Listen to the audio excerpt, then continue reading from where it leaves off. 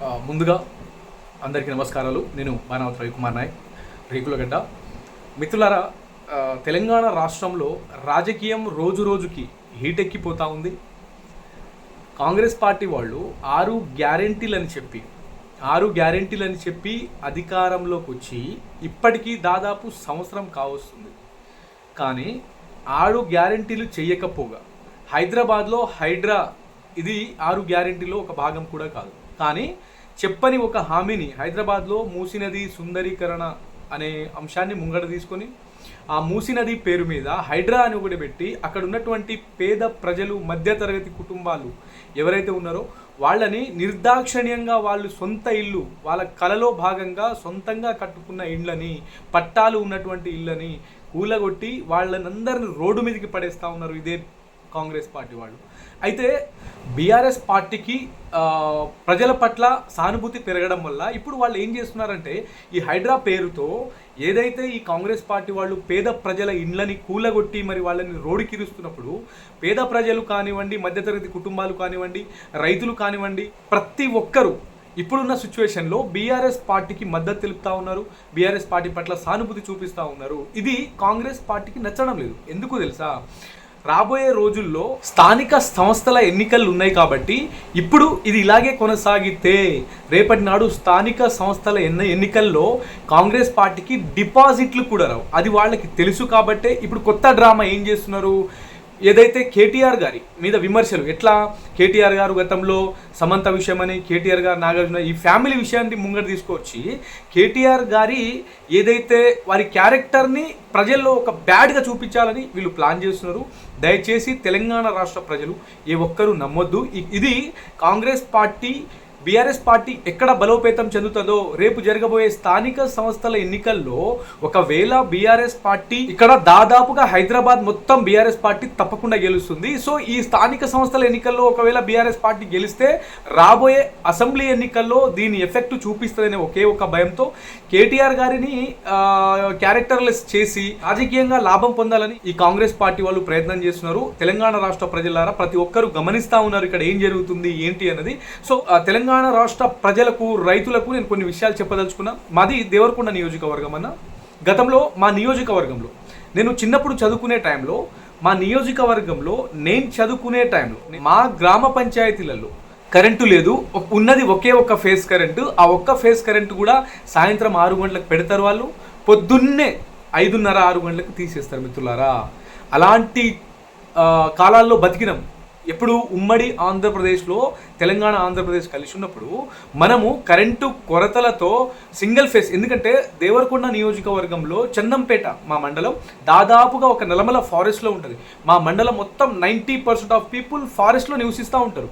So అలాంటి భయంకరమైన అడవులలో కూడా ఆ టైంలో మాకు చదువుకోవడానికి కానీ లేకపోతే సాయంత్రం పూట మా ఊర్లలో కరెంటు లేవు. ఆ టైంలో లేవు అంటే సింగిల్ ఫీజ్ కరెంట్ పెట్టిందే. సింగిల్ ఫీజ్ కరెంటు మార్నింగ్ 5 గంటలకు తీసేస్తారు, సాయంత్రం 6 గంటలకు పెడతారు. సో అలాంటి రోజుల్లో ఉండేవాళ్ళ మిత్రులారా. అప్పుడు ప్రజలు ఏం చేసేవాళ్ళంటే నేను ఓపెన్గా చెప్తున్నా, మా నియోజకవర్గంలోని దాదాపుగా 90% ఆఫ్ పీపుల్ ఏం చేసేవాళ్ళంటే ఒక్క కారు, ఎందుకంటే వర్షాకాలం పంట పండించేసిన తర్వాత ఎండాకాలానికి అక్కడ వాటర్ ఉండవు, బోర్లు లేవు, నీళ్లు లేవు, కరెంటు లేదు. ఏం చేయాలి వాళ్ళు? మూటా ముల్లెలు సర్దుకొని మిత్రులారా ఆంధ్రకు వలస కూలీలకు పోతుండే. ఇదే తెలంగాణ రాష్ట్రంలోని సమాజం ప్రతి ఒక్కరూ ఆంధ్రకి వెళ్ళి వలస కూలీలుగా బతికి అక్కడ 3 నెలలు 4 నెలలు పత్తి కూళ్ళకో మిరప కూళ్ళకో వెళ్ళి అక్కడ జీవనం కొనసాగించి ఎంతో అంత వచ్చే కాస్త కూస్త డబ్బులతో మళ్ళీ వర్షాకాలంలో వర్షం పడే టైంకి వచ్చి మళ్ళీ వాళ్ళు పంట సాగు చేసుకొని బతికే వాళ్ళు మిత్రులారా. కానీ ఆంధ్రప్రదేశ్, తెలంగాణ డివైడ్ అయిన తర్వాత కేసీఆర్ గారు ఎప్పుడైతే అధికారం చేపట్టిండో అప్పుడు మా గ్రామ పంచాయతీలో 3 ఫేజ్ కరెంట్ వచ్చింది. 3 ఫేజ్ కరెంట్ రావడమే కాదు, ఆ 3 ఫేజ్ కరెంటు 24/7 24 గంటల కరెంట్ ఇచ్చిండు ఇదే కేసీఆర్ గారు. 24 గంటల కరెంట్ ఇవ్వడమే కాకుండా అక్కడ ఉన్నటువంటి వాళ్ళు 3 ఫేజ్ కరెంట్ వచ్చిన తర్వాత ప్రజలు ఏం చేస్తారు, రైతులు ఏం చేస్తారు, అక్కడ ఉన్నటువంటి వాళ్ళ పొలాలలో బోర్లు వేసుకొని ఒక్క కారు పండించే రైతు 3 కార్ల పంట పండించి ఇప్పుడు ఏ ఆంధ్ర వాళ్ళు ఫోన్ చేసి కూలీలకు రమ్మంటే నాయన మీరే మా దగ్గరికి కూలికి రండి, మా దగ్గరే పనులు చాలా ఎక్కువైపోతున్నాయి, మా పొలాలకే సాగు చేసుకోలేకపోతున్నాం, మాకు నీళ్లు పుష్కలంగా వచ్చింది, మా కేసీఆర్ గారు మాకు ధైర్యం ఇచ్చిర్రు అని చెప్పి ఇక్కడ ఉన్నటువంటి రైతులు సొంత పొలాలలో గల్లా ఎగరేసుకుంటూ 3 కార్ల పంట పండించేటట్టు చేసిందే కేసీఆర్ కాదా? తెలంగాణ సమాజం ఒక్కసారి ఆలోచన చేయండి. రాజకీయాలు అన్నప్పుడు విమర్శలు, ప్రతి విమర్శలు సర్వసాధారణం. నేను చెప్తున్నాను, ఇదే కాంగ్రెస్ పార్టీ అధికారంలోకి వచ్చినప్పుడు రాకముందు ఏం చెప్పింది? రైతు బీమా, రైతు బంధు, 6 గ్యారెంటీలో మీకు తెలుసో తెలియదు నేను చెప్తా. 6 గ్యారెంటీలో భాగంగా మొదటి గ్యారెంటీలో తెలంగాణ రాష్ట్రంలో ఏదైతే మహిళలు ఉన్నారో మహిళలకి బస్సు ఫ్రీ. నేను చెప్తున్నా, మా దేవరకొండ నియోజకవర్గంకి ప్రతి 5 నిమిషాలకి 2 బస్సులు ఉండే గతంలో. ఎప్పుడు బీఆర్ఎస్ పార్టీ అధికారంలో ఉన్నప్పుడు ప్రతి 5 నిమిషాలకి 2 బస్సులు ఉండే. కానీ 5 నిమిషాలకి 2 బస్సులు పెట్టినా కానీ పబ్లిక్ బస్సులల్లా నిలబడిపోయేవాళ్ళు. ఇలా ఇప్పుడున్నట్టు ఆడవాళ్ళకి దాంట్లో ఫ్రీ లేకుంటుండే. కానీ ప్రతి 5 నిమిషాలకి 2 బస్సుల నిండా దేవరకొండ నుంచి, హైదరాబాద్ నుంచి దేవరకొండ వరకు ప్రజలు అప్ అండ్ డౌన్ చేసేవాళ్ళు మిత్రులారా. కానీ ఇదే కాంగ్రెస్ పార్టీ వచ్చిన తర్వాత 10 నిమిషాలు కాదు, అర్ధ గంటకి ఒక బస్సు పెడుతున్నాడు. ఆ బస్సులో అర్ధ గంట వరకు నిలబడ్డ లేడీస్ ఎవరైతే ఉన్నారో అందరూ ఒకటేసారి దాంట్లో ఎక్కుతున్నారు. వాళ్ళే కొట్టుకుంటున్నారు. ఇక జెంట్స్కి లోపల ఎక్కడానికి ప్లేసే లేదు. ఒకసారి ఆలోచన చేయండి. ఏది ఫ్రీగా రాదు. ఒకవేళ వచ్చింది అంటే దాని వెనుక ఎన్నో కారణాలు ఉంటాయి. తెలంగాణ సమాజమా, ఇప్పటికైనా మేల్కోండి. నేను ఎందుకంటున్నా అంటే ప్రతి 5 నిమిషాలకి ఒక బస్సు పెట్టినప్పుడే పబ్లిక్ నిండలేదు. కానీ ఇప్పుడు అర్ధ గంటకి ఒక బస్సు మాత్రమే పెడుతున్నారు. బస్సులు చాలా తగ్గించేసారు. ఎందుకంటే ప్రజలు ఎక్కువగా ప్రయాణం చేస్తున్నారు కదా, సో బస్సులు తగ్గించేసారు. కానీ లేడీస్కి తక్కువ చేసి జెంట్స్కి పెట్టడం వల్ల గంటలు బస్ స్టాండ్లల్లో మా అక్కలు, మా చెల్లెలు నిలబడాల్సిన రోజులు వచ్చినాయి. ఇప్పుడు మిత్రులారా, మీరందరూ ఆలోచన చేయండి. అలాగే ఇదే కాంగ్రెస్ పార్టీ రెండో గ్యారంటీగా ప్రతి మహిళకి నెలకి 2,500 రూపాయల మహాలక్ష్మి పథకం కింద ప్రతి ఒక్క మహిళకి నెలకి 2,500 రూపాయలు తప్పకుండా ఇస్తాం 6 గ్యారెంటీలో భాగంగా అని చెప్పిన ఇదే రేవంత్ రెడ్డి 6 గ్యారెంటీల సర్కార్ ఏం చేసింది మిత్రులారా? ఇంకొక గ్యారెంటీలో ఏమని రాశారంటే, ఆ గ్యారెంటీ ఫామ్ చూడండి. ఆ గ్యారెంటీ ఫామ్లో ఏముంటుంది? మీరు తెలంగాణ ఉద్యమంలో పాల్గొన్నారా? ఒకవేళ పాల్గొంటే నువ్వు ఎప్పుడైతే కేసు పెట్టించుకున్నావో ఆ కేసు డీటెయిల్స్, ఆ కేసు నెంబర్ రాయమని చెప్పారు. ఆ ఏ సెక్షన్లో నువ్వు కేసు బుక్ అయింది నీ పేరు మీద అని 6 గ్యారెంటీలో భాగంగా ఆ ఫామ్ మీద రాసిన ఇదే కాంగ్రెస్ పార్టీ ప్రభుత్వం, ఇదే 6 గ్యారెంటీల ప్రభుత్వము. మరి తెలంగాణ రాష్ట్ర మహిళలకి ప్రతి నెల 2,500 రూపాయలు ఇస్తా అని చెప్పినందుకు మరి ఆ మహిళ అకౌంట్ నెంబర్ ఎందుకు అడగలేదు? వాడు తెలంగాణ రాష్ట్రం ఉద్యమకారుడైతే ఆయన కేసు అడుగుతారు, అన్నీ అడుగుతారు. మరి 6 గ్యారెంటీలో భాగంగా ప్రతి మహిళ అకౌంట్ నెంబర్ ఇదే కాంగ్రెస్ పార్టీ ప్రభుత్వం ఎందుకు అడగలేదు అంటే, ఈ 6 గ్యారెంటీల్లో ఈ మహిళలకి ఏదైతే నెలకి 2,500 మాట చెప్పిర్రో అదంతా నాటకము, అదంతా బూటకము. సో అదొకటి. రెండోది ఏంటంటే మిత్రులారా, నెలకి 500 రూపాయలకే గ్యాస్ సిలిండర్ అన్నారు. 500 రూపాయలకి గ్యాస్ సిలిండర్ దేవుడు అడుగు. బయట సిలిండరు 1,300, 1,200, 1,000 రూపాయలు నడుస్తుంది. మీరు సబ్సిడీ పెడుతున్నారంట. ఆ సబ్సిడీ ఎవరికి పడుతుందో ఇప్పటివరకు నాకైతే తెలియదు. మాకైతే ఇప్పటివరకు సబ్సిడీ రావడం లేదు. నాకు తెలిసి తెలంగాణ సమాజంలో ఉన్న ప్రతి ఒక్కరు ఆలోచన చేయాలి. సబ్సిడీ వచ్చిన వాళ్ళు ఎవరైనా ఉంటే కింద కామెంట్ పెట్టండి. దాంతోపాటు వీళ్ళు ఏం చేసారు మిత్రులారా అంటే, కౌలు రైతుకి నెలకు సంవత్సరానికి 15,000, రైతు కూలికి 12,000, రైతు పట్టాదారు రైతుకి 15,000 అని చెప్పారు. ఇప్పటివరకు దాని రైతు బంధు వీళ్ళ భాషలో చెప్పాలంటే రైతు బీమానో ఏదో చెప్పారు వీళ్ళు. అయితే వీళ్ళ భాషలో చెప్పాలంటే ఆ రైతు బంధు పథకం చెప్పింది తర్వాత ఇప్పటి వరకు ఏ రైతు అకౌంట్లో రైతు బంధు పథకం కింద ₹1 కూడా పడలే ఇదే కాంగ్రెస్ పార్టీ పరిపాలనలో. మిత్రులు ఒకసారి ఆలోచన చేయండి. గతంలో కేసీఆర్ ఏ రైతుకి కూడా తక్కువ చేయలే. సకాలంలో రైతు బంధు కేసీఆర్ గారు వాళ్ళ అకౌంట్లో ప్రతి రైతుకు పెట్టేవాళ్ళు. కానీ ఇప్పుడు పెట్టట్లేరు. ఎందుకంటే ఇది అబద్ధపు హామీలు ఇచ్చి ఎలాగైనా సరే పదవి కోసం ఎంతటి నీచానికైనా దిగదారుడు రాజకీయాలు చేసేది ఎవరైనా ఉన్నారా అంటే అది తెలంగాణ కాంగ్రెస్ పార్టీ నాయకులు. సో మిత్రులారా, మీరు ఇప్పటికైనా అర్థం చేసుకోండి, మనం ఎటువైపున ఉన్నాము, ఎలా నిలబడ్డాము. గతంలో ఇదే ఉమ్మడి ఆంధ్రప్రదేశ్లో ఉన్నప్పుడు ఇదే కాంగ్రెస్ పార్టీకి ఈ రైతు బంధు ఎందుకు గుర్తుకు రాలేదు? రైతులు ఇబ్బంది పడుతున్నారనే విషయం ఎందుకు గుర్తు రాలేదు? మిత్రులారా, ఒక్క మాటలో చెప్తా. మిషన్ భగీరథ పేరు మీద ప్రతి గ్రామ పంచాయతీకి, ప్రతి ఇంటికి, నువ్వు ఇంటి దగ్గర ఉన్నా లేకున్నా నీ ఇంటికి వాటర్ కనెక్షన్ ఇచ్చి ప్రతి ఒక్కరి గొంతు తడిపింది కేసీఆర్ గారు మిత్రులారా. సో మీ అందరికీ చేతులు జోడించి అడుగుతా ఉన్నా, మళ్ళీ 10 సంవత్సరాల వెనక్కి ఇదే కాంగ్రెస్ పార్టీ పరిపాలన తెలంగాణ రాష్ట్రానికి అవసరమా, లేదా కేసీఆర్ గారు ఈ 10 సంవత్సరాల్లో మనకి చూపించిన అభివృద్ధి తెలంగాణ రాష్ట్ర ప్రజలకి, తెలంగాణ రాష్ట్ర సమాజానికి అవసరమా ఒకసారి గుర్తుపెట్టుకోండి మిత్రులారా. మీరు ఎక్కడో ఉండి ఎవడెవడో ఏదేదో మాట చెప్పి మైకు పట్టుకొని 100 మాటలు మాట్లాడతారు, అది అందరికీ తెలుసు. కానీ రియాలిటీ మీరు తెలంగాణ అభివృద్ధి చూడాలంటే ఒక్కసారి హైటెక్ సిటీకి వెళ్ళండి, హైదరాబాద్కి వచ్చి ఒకసారి హైటెక్ సిటీకి వెళ్ళండి.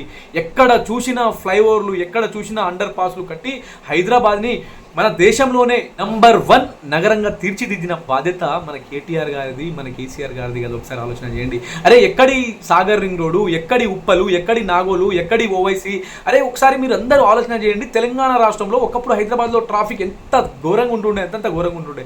మరి కాంగ్రెస్ పార్టీ అధికారంలోకి వచ్చిన తర్వాత ఇంతకుముందు కేసీఆర్ గారు ఏదైతే ఫ్లైఓవర్లు కట్టారో వాటికి రిబ్బన్లు కట్ చేసిరే తప్ప ఇప్పటి వరకు ఏ ఒక్క రోడ్ల డెవలప్మెంట్ కానివ్వండి ఏది చేయలేదు. ఒకటి ముంగడికి వేసుకున్నారు, అది మూసీ నది. అయ్యా ఆ మూసీ నదితో తెలంగాణ రాష్ట్ర ప్రజలకు కానివ్వండి, హైదరాబాద్లో ఉన్న ప్రజలకు కానివ్వండి ఎలాంటి లాభాలు లేవు. కానీ తెలంగాణ రాష్ట్ర సమాజానికి కావాల్సింది ఏంది? మీరు ఇచ్చిన 6 గ్యారెంటీలో భాగంగా ప్రతి మహిళకి ఒక ఎలక్ట్రికల్ స్కూటీ అని చెప్పారు మిత్రులారా. ఏడికి పోయింది ఎలక్ట్రికల్ స్కూటీ? అసలు అది జరిగే హామీనేనా? ఒక్కసారి తెలంగాణ రాష్ట్ర సమాజమా ఇప్పటికైనా మేల్కొండి. మనం ఎటువైపు ఉన్నాము, ఎటువైపు నిలబడాలి అనే విషయాన్ని ఇప్పటి నుంచైనా తెలుసుకోవాల్సిందిగా మీ అందరికీ రిక్వెస్ట్ చేస్తూ ఇంకొక మాట, మన పెద్దాయన ఒక మాట చెప్పిండ్రు, ఏమని? మోసపోతే మోసపడతాం.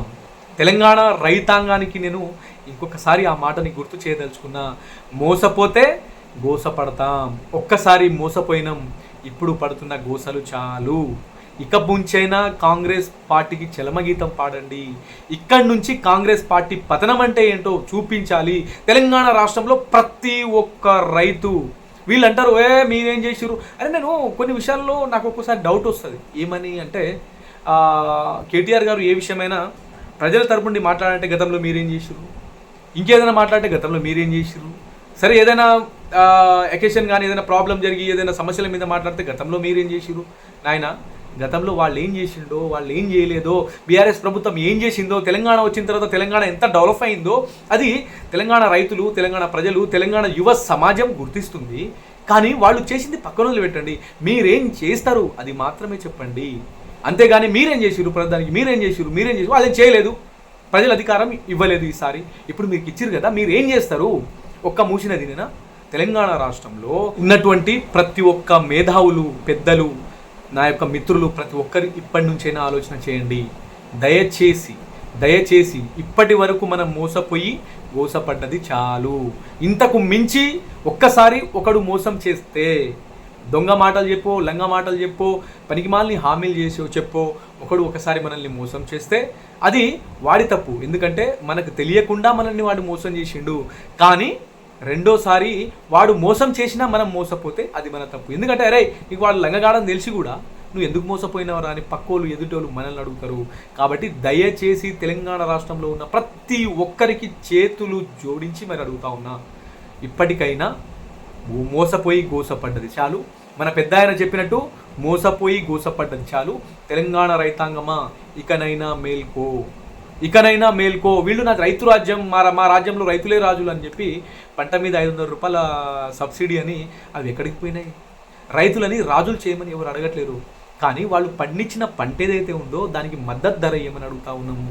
అరే గతంలో మీ పార్టీ అధికారంలో ఉన్నప్పుడే, మీ కాంగ్రెస్ పార్టీ అధికారంలో ఉన్నప్పుడే గతంలో నైటు 12-1 గంటల కరెంట్ ఇచ్చేవాళ్ళు మిత్రులారా. వీళ్ళు 1 గంటల కరెంట్ ఇస్తే ఆ 1 గంటల టైంకి రైతు నిద్రపోకుండా రాత్రులు టార్చ్ లైట్లు వేసుకొని, కొన్నిసార్లు టార్చ్ లైట్ లేకపోతే దీపాలు పట్టుకొని పొలాలకు పోయి, ఎందుకంటే ఇప్పుడు వరి పొలం అంటే ఎట్లుంటుంది, మొత్తం తడి, ఎనీ టైం తడి ఉండాలి దానికి.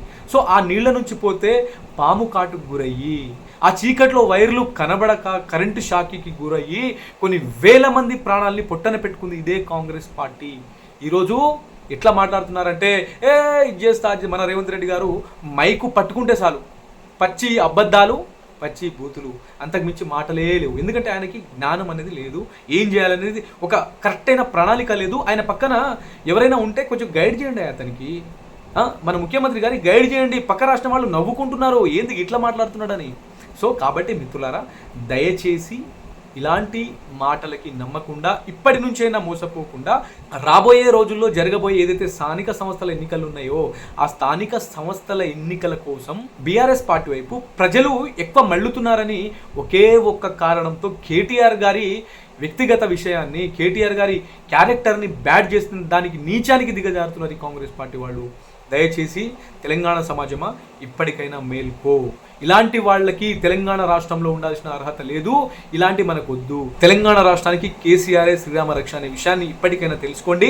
దయచేసి రాబోయే ఎన్నికల్లో కానివ్వండి, ఏ ఎన్నిక జరిగినా బీఆర్ఎస్ పార్టీ పక్షాన్ని నిలబడాల్సిందిగా మీ అందరినీ మరొకసారి చేతులు జోడించి రిక్వెస్ట్ చేస్తూ సెలవు తీసుకుంటున్నా. జై తెలంగాణ, జై KCR. Thank you so much మిత్రులారా.